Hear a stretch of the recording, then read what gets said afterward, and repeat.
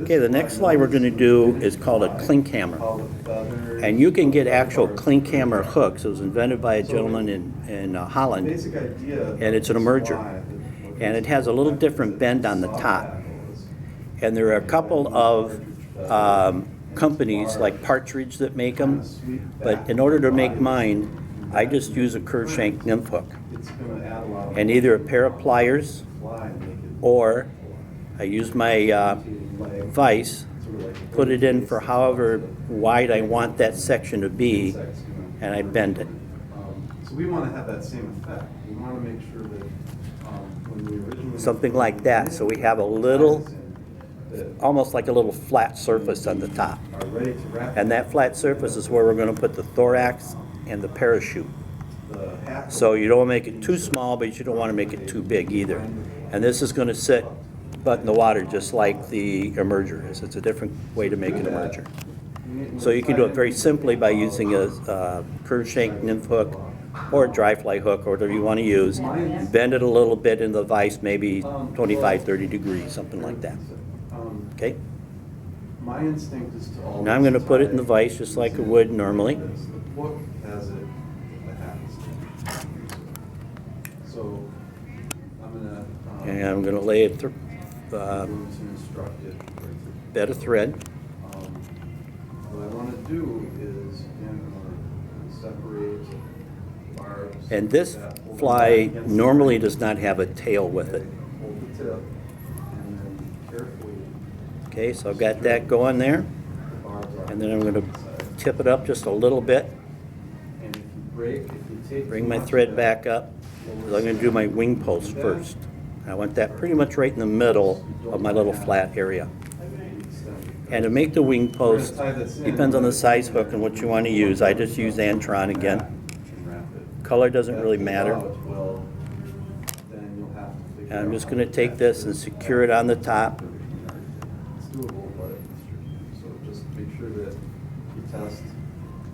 By making a few wraps like so.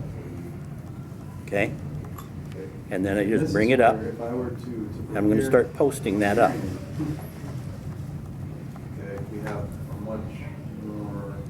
And I like to do this first for a couple of reasons. The same way I do my parachute hoppers or whatever. Because we're going to use a little super glue on this to help firm it up a little bit.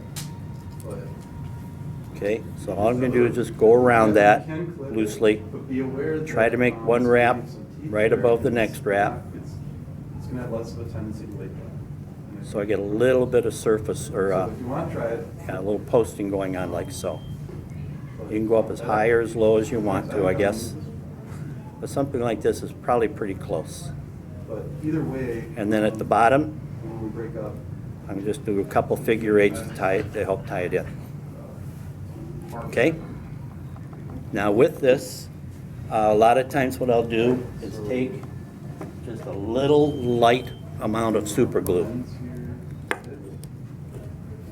and just touch it on the posted part. You don't need much, just a little bit on each side. And you're going to see the reason for that here in a couple of minutes. Okay? Questions so far? That's just a basic posting you do with any kind of a parachute. All right, now I'm going to bring my thread back down, pretty well down by the bend or maybe even a little bit below it. You could use a biot here if you wanted to, like a blue winged olive biot or any color biot. Or you can use some dubbing. And this is just plain dry fly dubbing. And we're going to take off a little bit,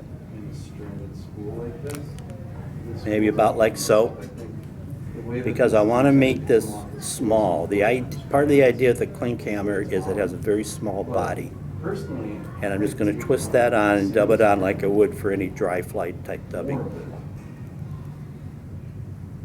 And then move it up towards the body. Now if you notice, I don't use wax with this. You could, but it's really not necessary if you dub it properly. And then I'm just going to start winding this up, body, keeping it thin. Now you can put a rib in here if you want to. I didn't do it just to save time because we've done some of that. You could use, your regular crystal flash or wire, whatever you want to use. Floss on here, what happens is if you get multiple strands going on there at once, it's hard to keep those guys in line. So Okay, I personally like precision. so we'll get that in a nice little body going, right up pretty close to the post. And you can taper it up a little bit if you want as you're going up. Want to get it. Okay, now how I do the posts maybe is a little different than some are used to. I'm going to select a feather that I think is going to be wide enough for what I want. Okay, so I'm going to. Something a little bigger than that. Again, kind of like Marie's question earlier. This might work pretty well. Do I have to tie 'Cause I'm going to do the parachute around the top. Situation.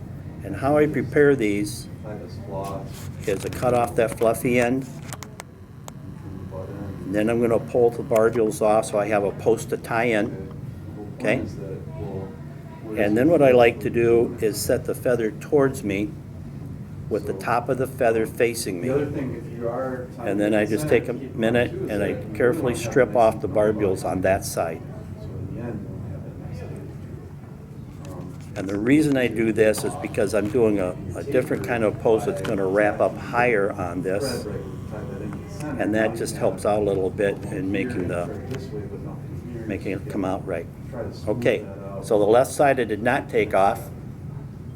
The right side I did, and I made my little tie-in Think post. about is to always be And then I want to maintain keep it like that so the back is to me. body. That- And I'm just going to come in here and secure this onto the fly. A couple of wraps. So I've wrapped my thread all the way back. Okay.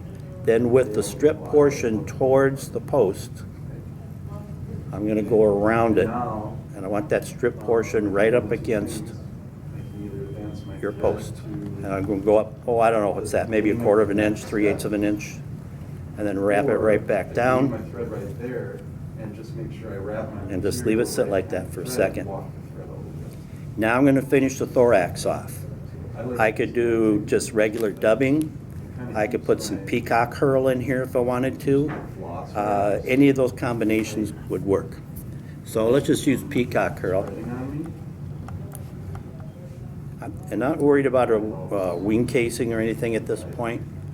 See I'm how going to secure it real well around here. thread just kind of moves along.